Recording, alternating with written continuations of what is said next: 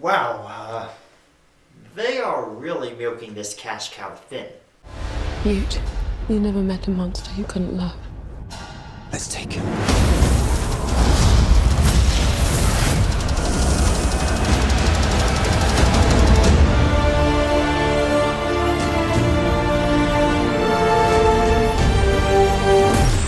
That's your brother?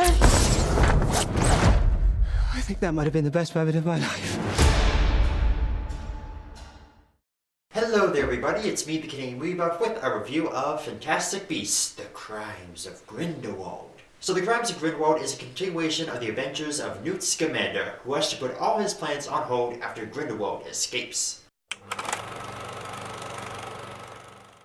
I wasn't exactly jumping for joy when the first Fantastic Beasts movie came out, and our excitement pretty much flatlined when they announced that this was going to be a 5-part movie franchise. I liked the first Fantastic Beasts movie, but for me I felt as if it was a nice little experiment, a nice little expansion of the Wizarding World, but that was about it. Keep in mind, Fantastic Beasts and Where to Find Them is the name of a textbook within the Harry Potter universe. We don't need a 5-movie backstory on how this textbook was made. But then they introduced Grindelwald, and that was an interesting concept. And hey, if the first Fantastic Beasts movie had failed, then they could have just written it off and said, well, we tried, we failed, let's just move on and do something else. But not only is this a not-so-fantastic sequel, they've kind of dug themselves into a hole that they can't really climb out of.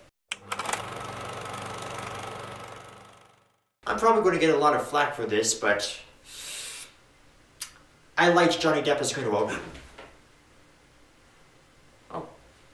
Was expecting a much bigger reaction, but okay. Yeah, apparently Johnny Depp's performance as Grindelwald is the unpopular opinion. That whole controversy regarding him and his now ex-wife Amber Heard is still fresh on people's minds. Or at least that freshness is renewed every time there's a new Johnny Depp movie coming out. However, Johnny Depp's performance as Grindelwald was a selling point for this movie, and it's what the people went to go see. And for what we get, Johnny Depp is actually amazing in the part. Before I will say it a million times, I think people underestimate Johnny Depp's acting capabilities. He definitely deserved a bigger role in Murder on the Orient Express. I was worried that Grindelwald was going to be this carbon copy of Voldemort. Sure, they murder people on their quest for power, but if Voldemort is meant to be a symbol of, let's say, Nazism and the alt-right, Grindelwald is a symbol for the far left. Voldemort is always killing and maiming and always on his quest for power. Grindelwald is more persuasive and charming.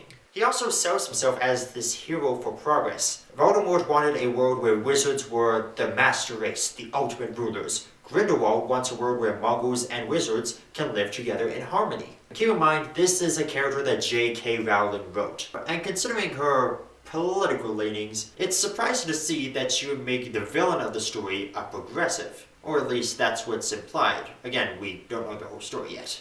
Jude Law is pretty good in the part, but I don't think they could have picked a better actor to play the younger version of Michael Gambon. If they ever need to make a King's Speech prequel with a young King George, they should get Jude Law on the horn for that. Basically, if you have a Michael Gambon movie that needs a prequel, call Jude Law. Now, we know him as the great and powerful wizard who organized the Order of the Phoenix to defeat Voldemort, but this time around, he's just your everyday defense against the dark arts professor. It's interesting to see that he has a more personal connection to the villain. While he did bring Charm out of the orphanage, Grindelwald was like a brother to him. And after that horrific event that ended in the death of his sister, he really can't go after him because of a promise that they made years ago. It makes for an interesting story arc that I really hope they continue on in future movies.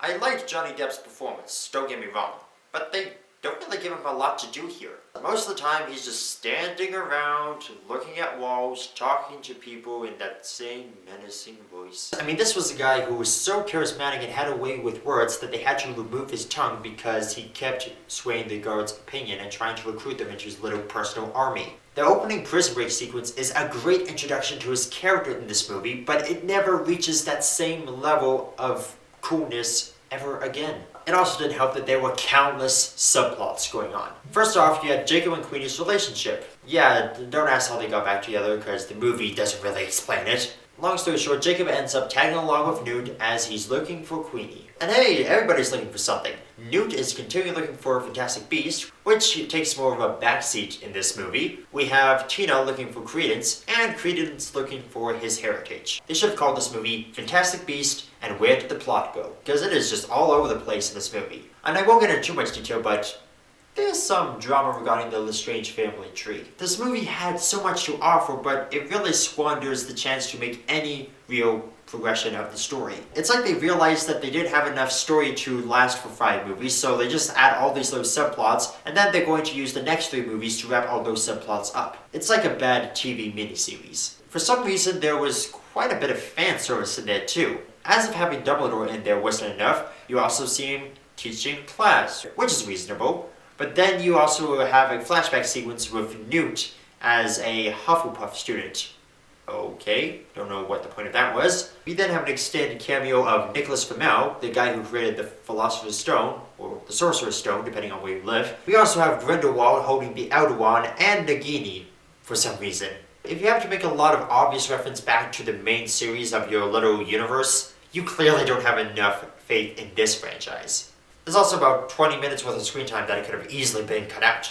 And I could have forgiven most of what was going on if it wasn't for that ending. That ending, I swear, it is more sequel bait than any Marvel post-credits scene. In a weird way, The Crimes of Grindelwald is a bit like Jurassic World Fallen Kingdom.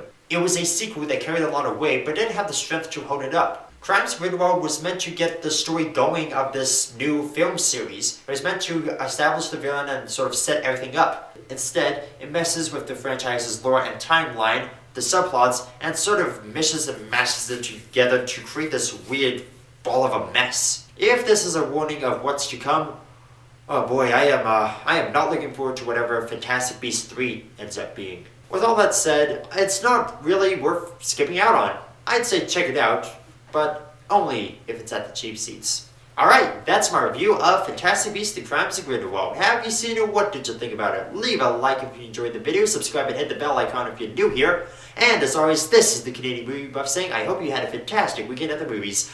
See ya!